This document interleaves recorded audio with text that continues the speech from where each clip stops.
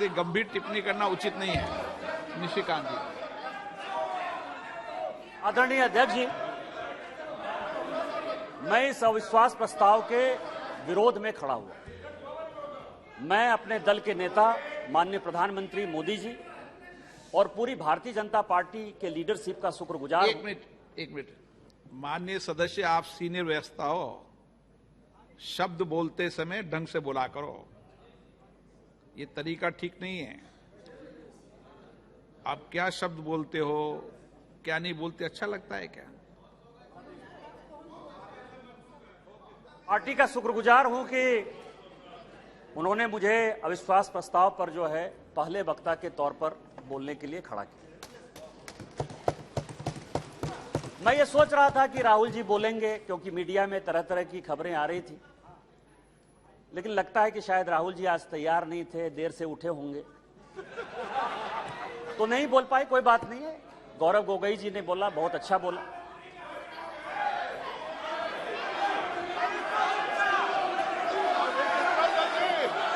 Speaker sir, Gaurav Gogoi जब बोल रहे थे, इस कांग्रेस पार्टी को शहादत के बारे में, लोगों का क्या बलिदान है इसके बारे में कुछ पता नहीं है।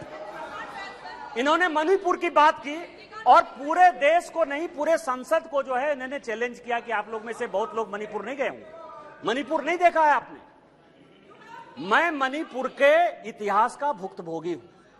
मेरे मामा एनके तिवारी 73 में अपनी पैर जो है वो गंवा चुके मणिपुर में, और 1989-90 में मणिपुर में उनके ऊपर अटैक हुआ। सीआरपीएफ के वो डीआईजी हुआ करते थे, और जो जगमोहन जी ने अपनी किताब लिखी है माई फ्रोजन टर्बुलेंस इन कश्मीर, उसमें उन्होंने 10 बार जिक्र किया है कि यदि एनके तिवारी जैसे अफसर नहीं होते तो शायद कश्मीर नहीं बचा पाते। और वही एनके तिवारी जब मणिपुर में आईजी बनकर गए तो आपकी सरकार ने उसी ओपीएम लॉबी के तहत उनको गिरफ्तार कर लिया और कोर्ट ने कहा कि ये आप कर सकते हैं। आप राष्ट्रवाद की बात करते हो, आप मणिपुर की बात करते हो। आपने अभी कहा कि असम में समझौता हुआ, आप तो असम के हैं, सांसद हैं। क्या 83 के चुनाव में कितने % लोगों ने असम में वोट दिया था? कितने लोग मारे गए थे? और जब आपने all India Assam students union के साथ समझौता किया तो उस समझौते का एक पार्ट था कि ये सरकार जो है हटाई जाएगी, आपकी सरकार खत्म की जाएगी। क्या वो समझौते का पार्ट नहीं था? मैं तो माननीय गृह मंत्री जी को कहूंगा कि वो समझौते का जो पूरा प्रारूप है इस सदन के अंदर जब अपना जवाब दें तो शायद वो जवाब देंगे। मिजोरम में आपने 7% वोट के आधार पर, केवल 7% वोट के आधार पर, केवल 7%, पूरे देश को जानने के लिए है, लालथन हावला की सरकार बना दी थी। और इसीलिए जब लाल डेंगा के साथ सरकार बनाई आपने, जब उनके साथ समझौता किया तो 7% के साथ आप उसको डेमोक्रेसी चलाने देते। इतिहास में जाइए, इतिहास में झांकिए, अलग अलग तरह की बातें करते हैं। कल राहुल जी आए, ऐसा हंगामा हुआ, पूरी दुनिया आ गई। राहुल जी गए कब थे? हम लोग भी यहां सारे सांसद बैठे हैं और उनको जानकारी होनी चाहिए कि हम जो है बजट सेशन में यहां आए थे, मार्च अप्रैल में यहां आए थे ना। राहुल जी थे बजट सेशन में कि नहीं थे ना? इसके बाद हम लोग मानसून सेशन में आए, राहुल जी हैं कि नहीं मानसून सेशन में? राहुल जी गए कहां थे, कहां गए थे, किस तरह की चर्चा है? और दूसरी बात यह है कि जिस सुप्रीम कोर्ट के जजमेंट के आधार पर आए हैं उसने अभी जजमेंट नहीं दिया है, अभी स्टे ऑर्डर दिया है। और तो भी उन्होंने कहा है, लोग कहते हैं प्रधानमंत्री मौन है, प्रधानमंत्री माफी नहीं मांगते, प्रधानमंत्री चीजें नहीं बोलते। मैं ये कह रहा हूं कि ये क्या नहीं कर रहे हैं, अभी भी कह रहे हैं, 2 चीजें कह रहे हैं। मैं माफी नहीं मांगूंगा। क्यों माफी मांगे भाई? मोदी तो बहुत छोटा जात है, नीच जात है, ओबीसी है, ओबीसी से क्यों माफी मांगेंगे, बड़े आदमी है। और दूसरी बात यह है कि सावरकर नहीं हूं मैं, सावरकर नहीं हूं मैं, आप सावरकर हो भी नहीं सकते, कभी जिंदगी भी नहीं हो सकते। 28 साल उस आदमी ने जेल में गुजारा है, आप अपनी तुलना सावरकर से करते हैं, कभी सावरकर नहीं हो सकते। ये जो सवाल है सर, ये INDIA की बात करते हैं। मुझे तो मैं सोनिया जी का बहुत सम्मान करता हूं। और ये जो INDIA बना है सर, ये INDIA, यहां जितने लोग सांसद बैठे हैं ना, उनको रैंडम यदि आप पूछ लीजिए अपोजिशन वाले से कि INDIA का क्या फुल फॉर्म है, शायद कुछ ही लोग होंगे जो बता पाएंगे। और ये इंडिया इंडिया बात कर रहे हैं सर। मैं तो इस मणिपुर का जो है शुक्रगुजार हूं, मणिपुर का शुक्रगुजार हूं, जिसको अभी आपने डांटा सर, दानिश अली को, जिसको आपने डांटा, भारत माता की जय कहने पर भी उसको लगता है कि ये बीजेपी का नारा है। लेकिन मैं मणिपुर का शुक्रगुजार हूं कि जितना इंडिया इंडिया जो है आजादी के बाद से कांग्रेस ने नहीं किया होगा, 1947 के बाद से उतनी बार इंडिया इंडिया का यहां नारा लगा सर। मैं आपका शुक्रगुजार हूं।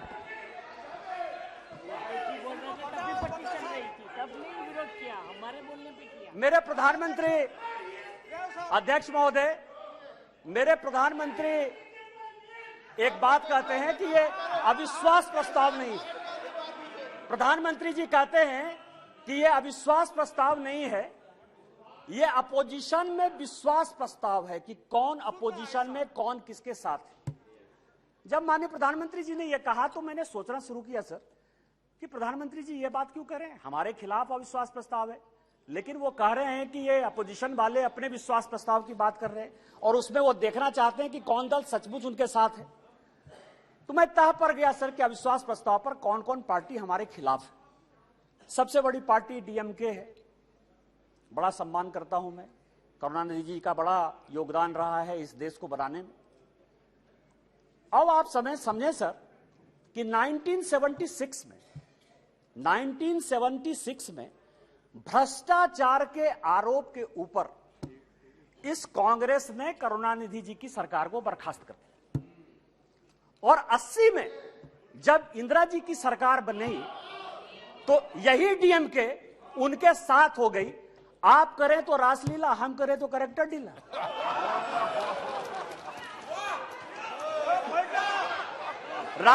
राजीव गांधी का मर्डर हुआ सर, राजीव गांधी का मर्डर हुआ, 2 कमीशन बना, वर्मा कमीशन बना और जैन कमीशन बना। और जैन कमीशन ने कहा कि लिट्टे को सहयोग करुणानिधि जी की पार्टी DMK देती थी। क्या जैन कमीशन गलत था? क्योंकि उस कमीशन को आपने उसके बाद भी आपके साथ है। मैं तो बहुत सम्मान करता हूं। आप ये बताएं कि आप भ्रष्टाचार की बात करते हो, आप ED CBI इनकम टैक्स की बात करते हो, इसी सदन के बड़े इंपॉर्टेंट सदस्य हैं, मैं सम्मान करता हूं, मेरे दोस्त हैं, राजा साहब, कनी जी बैठी हुई हैं, दयानिधि मारन जिनका विभाग बदल गया। हमने आपके ऊपर 2G का केस लगाया, हमने बंद किया। उस गरीब महिला को सर, बेचारी महिला को इन लोगों ने जेल में डाला। आप हमारे खिलाफ हो। हमने क्या किया? हमने क्या किया? हमने आपका विभाग नहीं बदला, हमने आपका विभाग नहीं बदला। आप अपोजिशन का लेके आए हो, आप अपने पोजीशन पार्टी की बात कर रहे हो। दूसरी पार्टी है TMC, दूसरी बड़ी पार्टी है जो प्रधानमंत्री जी ने कहा, उसी को मैं एक्सप्लेन कर रहा हूं सर कि प्रधानमंत्री जी ने, क्योंकि वो हरि अनंत हरि कथा अनंता वाली बात करते हैं, एक शॉर्ट लाइन में बात करते हैं। दूसरी पार्टी है सर TMC। माननीय राजनाथ जी संजोग से बैठे हुए हैं। सिंगूर का बड़ा आंदोलन हुआ, भारतीय जनता पार्टी की सहयोगी थी, हमने साथ दिया TMC का। माननीय राजनाथ सिंह जी पार्टी के अध्यक्ष होते हुए ममता बनर्जी के रैली में शामिल हुए, हमने आंदोलन को साथ दिया। यदि आज आप बंगाल में सरकार बनाए, उसमें हमारा भी कोई योगदान है, लेकिन आपको करप्ट किसने बनाया? नारदा का केस हमने आपके ऊपर नहीं किया, शारदा का केस हमने आपके ऊपर नहीं किया, इस कांग्रेस ने किया। आपका विरोध उस कांग्रेस से होना चाहिए कि हमसे होना चाहिए? तीसरी पार्टी है लालू प्रसाद जी की RJD, ललन सिंह जी यहां बैठे हुए, हमने उनको जेल नहीं भेजा सर। मैं केवल यह कह रहा हूं किस तरह की ये अपोजिशन की यूनिटी है। एक जो गाना है ना सर, ये कैसा सुर मंदिर है जिसमें संगीत नहीं, गीत लिख दी दीवारों पर, गाने की सुर नहीं, गाने की रीत नहीं। मतलब आप ये समझे सर कि ये आंख का अंधा नाम नयन सुख, सब एक दूसरे से लड़ रहे हैं, लेकिन नाम क्या रखा है? इंडिया। लालू प्रसाद जी हैं सर। लालू प्रसाद जी को ललन जी ज्यादा बताएंगे बोलते हुए। यदि इस हाउस में सही सही बोलेंगे तो, यदि सच बोले तो आज जो लालू प्रसाद जी के बेटे को जो है उन्होंने जिसने मुख्यमंत्री उप मुख्यमंत्री बनाया है वही उसके जो है विरोध में खड़े थे सर। और यहां की कांग्रेस सरकार थी 95 में जिसने कि लालू जी को अंदर कर दिया। हमसे किस बात का विरोध? विरोध तो आपको कांग्रेस से होना चाहिए ना। ये ललन जी पिटिशनर थे, यही तो मैं कह रहा हूं सर।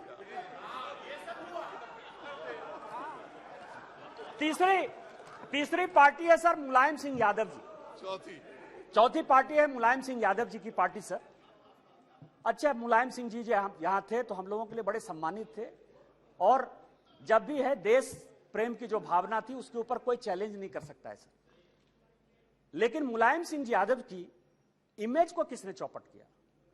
ये मेरे पास यदि बोलेंगे सर सारे पेपर में लेके आया हूं कि विश्वनाथ चतुर्वेदी जो है कांग्रेस के कार्यकर्ता है, पीआईएल करते, और सीबीआई का केस जो है 2007 में डिसप्रोपोर्शनेट एसेट का मुलायम सिंह यादव जी के ऊपर हो जाता है। 2008 में इसी सदन में मुलायम सिंह यादव जी ने आपको सीबीआई के डर से न्यूक्लियर में सपोर्ट किया कि उन्होंने अपनी आइडियोलॉजी के तहत किया, ये आप बता दीजिए जनता को। और उसके बाद आपने इनकम टैक्स का केस कर दिया। और हमने क्या किया मुलायम सिंह यादव जी के साथ? हमको पता था कि वो ईमानदार आदमी है, हमको पता है कि देश के प्रति उनकी भावना जो है, और ये पिछड़े दलित शोषित वर्ग से आते हैं, इसीलिए कांग्रेस ने उसको ये किया। हम लोगों ने सीबीआई के सारे केस को खत्म किया, और आज मुलायम सिंह यादव जी के ऊपर केस ने, फिर भी मुलायम सिंह यादव जी हमारे विरोध में, और उसके बाद पद्म भूषण भी दिया हमने। उस दिन सुप्रिया जी बहुत बोल रही थी, एनसीपी है नेचुरली करप्ट पार्टी। कहा है सर? माननीय प्रधानमंत्री जी ने कहा है, बीजेपी कहती है, हम लोग कहते रहते। मैं गया उनके तह पर गया कि 80 में मैं केवल अपोजिशन यूनिटी की बात कर रहा हूं सर। 80 में शरद पवार साहब की चुनी हुई सरकार को किसने बर्खास्त किया? हमने नहीं किया, इस कांग्रेस पार्टी ने किया। किस आधार पर शरद पवार साहब ने एक अलग एनसीपी बनाई थी? हमने नहीं कहा शरद पवार साहब को बनाने के लिए। किस आधार पर जब हम पहली बार यहां जीत कर आए तो रोज जो है इसी तरह की महंगाई की बात होती थी, एक एक्सचेंज की बात, कमोडिटी एक्सचेंज की बात होती थी, रोज पवार साहब के ऊपर आरोप लगते थे, हमने नहीं लगाया। और फाइनली पवार साहब जैसे सीनियर आदमी को कंज्यूमर अफेयर्स मिनिस्ट्री छोड़ना पड़ा।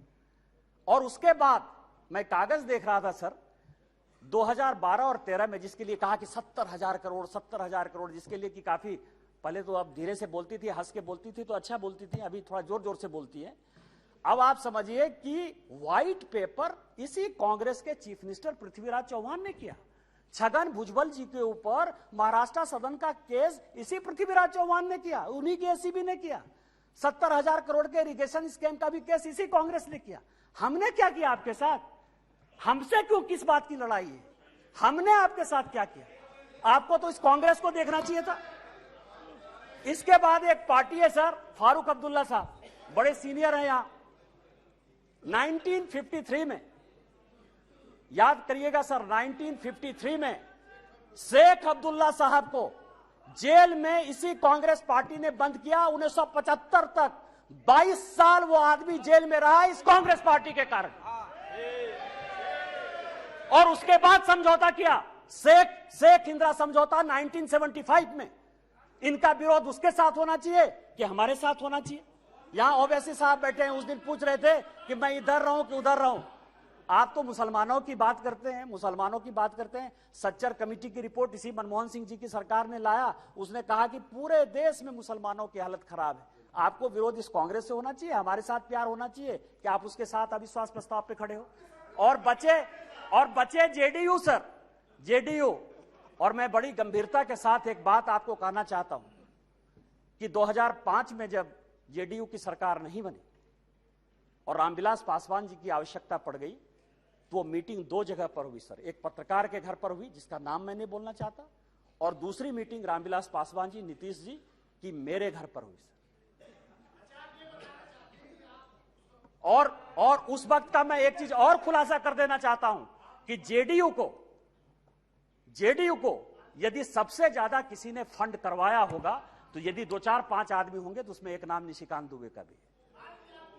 आप मेरा विरोध कर रहे हैं, मेरा है, मैं on the floor of the house कर रहा हूं, बड़ी गंभीरता के साथ कर रहा हूं। आप उसकी बात कर रहे हैं, आप पूछ लीजिएगा अपने मुख्यमंत्री से। लेकिन यह अविश्वास प्रस्ताव आया सर, लेकिन यह अविश्वास प्रस्ताव आया। अविश्वास प्रस्ताव किस लिए आया? यहां सोनिया जी बैठी हुई हैं, सोनिया जी का मैं बड़ा सम्मान करता हूं सर।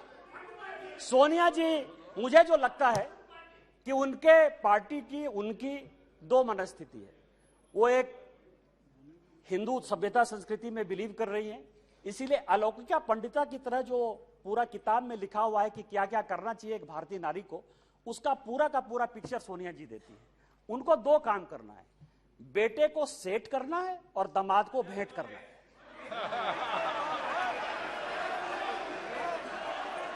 अरे जिसका नेम ले रहा है वो बोले ना, जिसका नेम ले रहा है वो बोले, ये लोग क्यों बोल रहे हैं?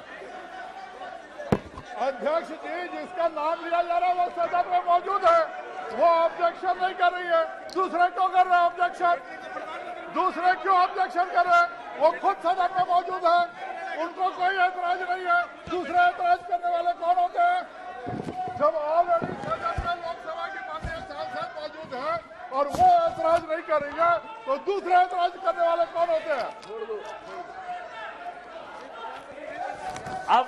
अब आप समझिए सर, मैंने दोनों बातें कही कि बेटे को सेट करना है और दामाद को भेंट करना है। मैं अपने बात पर कायम हूं सर।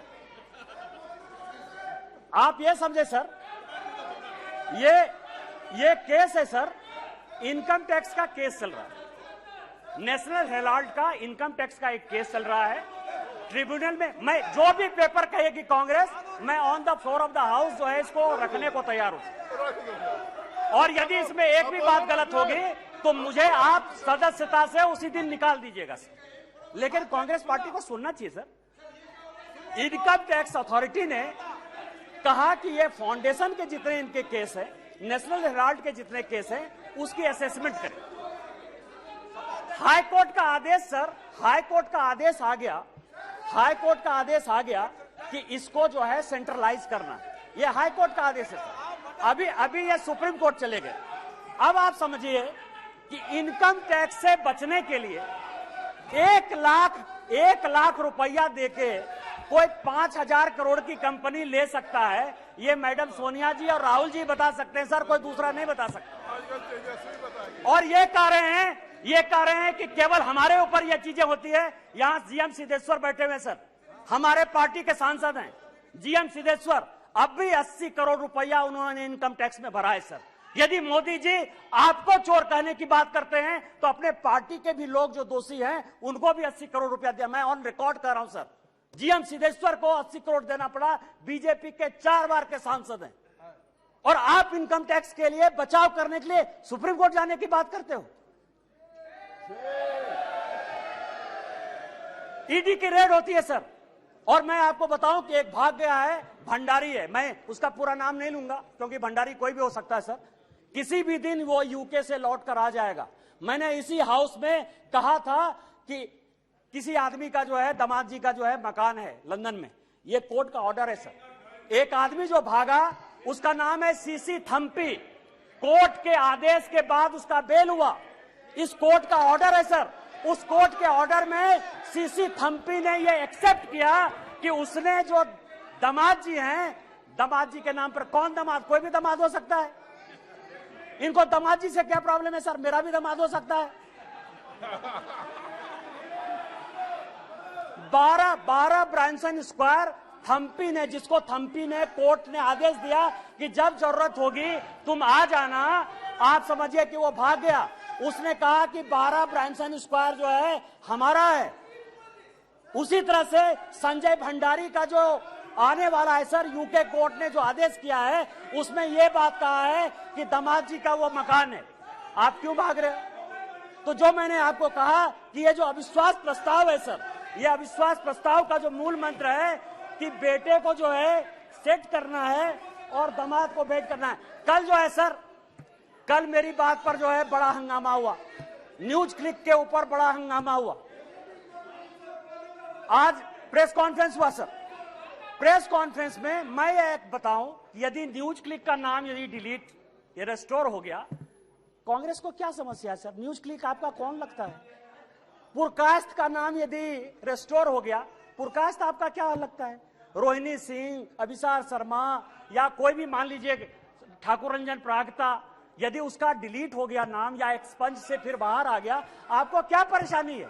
आपका कोई मतलब नहीं है। और मैं ऑन रिकॉर्ड एक और रिविलेशन करना चाहता हूं सर, कि सीपीएम के जो जनरल सेक्रेटरी, पूर्व जनरल सेक्रेटरी थे प्रकाश कारात साहब, उनका पूरा का पूरा मेल मैं ऑन रिकॉर्ड आपको लाना चाहता हूं कि जो वो नेवेली राय सिंघम था उसके साथ उनके हजारों मेल हैं। और जब आप कहेंगे मैं ऑन रिकॉर्ड उसको पेश कर दूंगा सर कि सीपीएम किस तरह से देशद्रोही पार्टी के साथ है। हम तो आइडियोलॉजी में मानने वाले हैं। यदि हमने सीपीएम के साथ लड़ाई की आइडियोलॉजिकल, तो आज तक हमने सीपीएम के साथ समझौता नहीं किया। आज तक हमने समझौता नहीं किया। यदि हमने कहा कि कोई मुस्लिम लीग जिसने कि भारत विभाजन किया, आज तक वोट बैंक की राजनीति के बाद हमने मुस्लिम लीग के साथ नहीं लिया। लेकिन आपको जिस कांग्रेस पार्टी ने रोज रोज जलील किया, उसके साथ आप किस आधार पर जो है शासन में हो? मैं आपको बताऊं, मैं आपको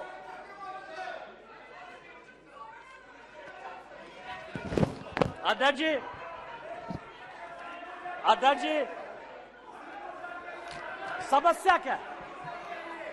समस्या क्या है कि हमने जो है एक क्विट इंडिया मूवमेंट जो है स्टार्ट किया है। माननीय प्रधानमंत्री जी जो है गरीब के बेटे हैं, गरीबी को समझते हैं। एक विकास की पट्टी देखकर आपने अभी पूरे पार्लियामेंट को देखा कि किस तरह से परेशान हुआ। कारण क्या है सर? मैं जिस इलाके से आता हूं, मैं आपको बताता हूं कि रीजन क्या है और इतना बड़ा बखेड़ा क्यों। मैं जिस इलाके से आता हूं वहां संथालपुरना इलाका है सर।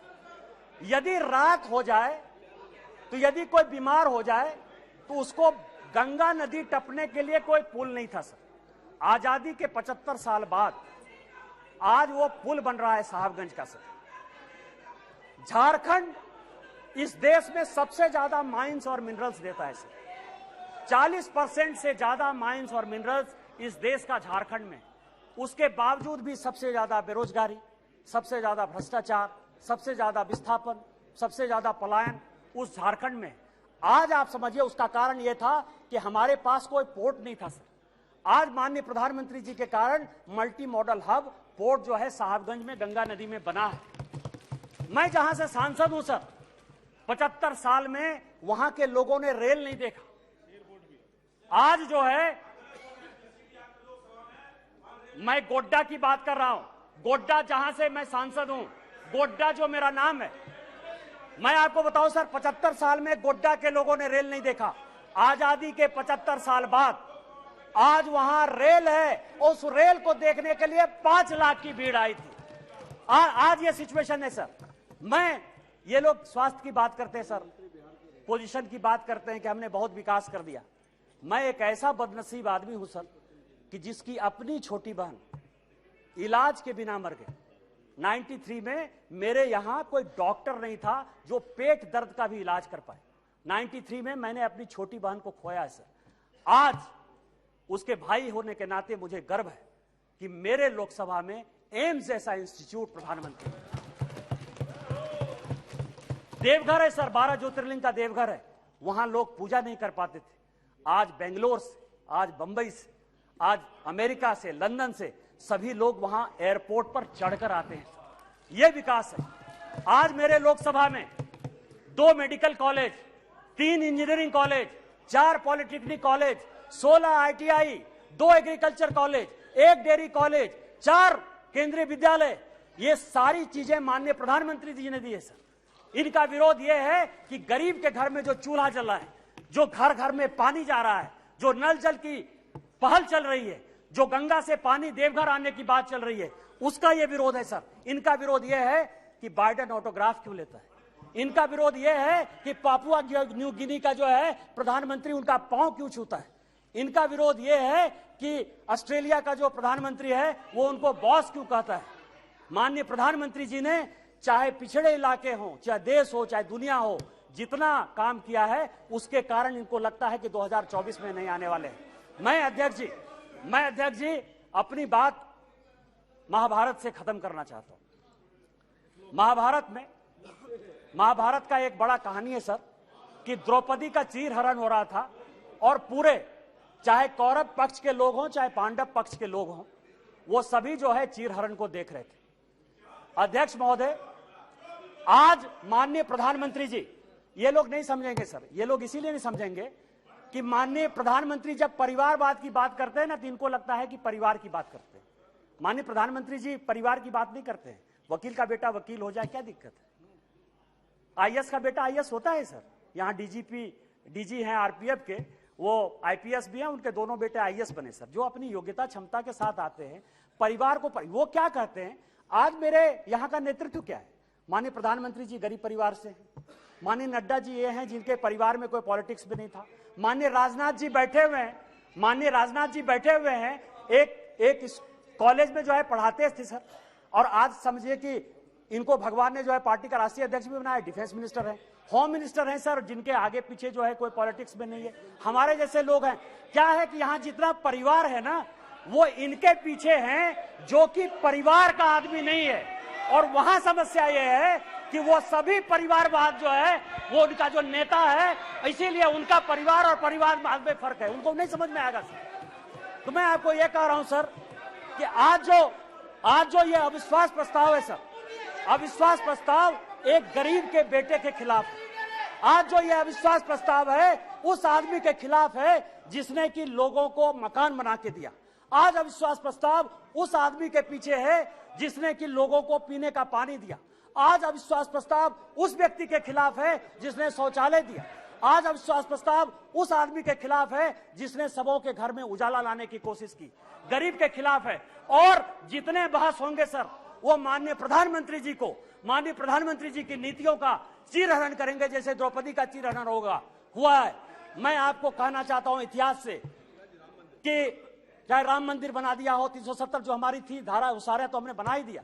मैं केवल इतना कहता हूं सर कि जब द्रौपदी का चीरहरण हो रहा था तो भीष्म पितामह, कृपाचार्य, द्रोणाचार्य, धृतराष्ट्र, जयद्रथ, चाहे वो युधिष्ठिर हो चाहे वो अर्जुन हो, सभी मौन धारण किए हुए थे। आज यदि माननीय प्रधानमंत्री जी का गांव गरीब किसान के हितैषी का आप चीरहरण करेंगे तो जिस तरह से न धृतराष्ट्र बचा, न दुर्योधन बचा, न भीष्म पितामह बचे, न अर्जुन बचा, न युधिष्ठिर बचा, आप में से कोई भी बचिएगा 2024 में आप लोग कोई वापस नहीं आइएगा। हम 400 सीट के साथ वापस आएंगे। इन्हीं शब्दों के साथ जय हिंद जय भारत।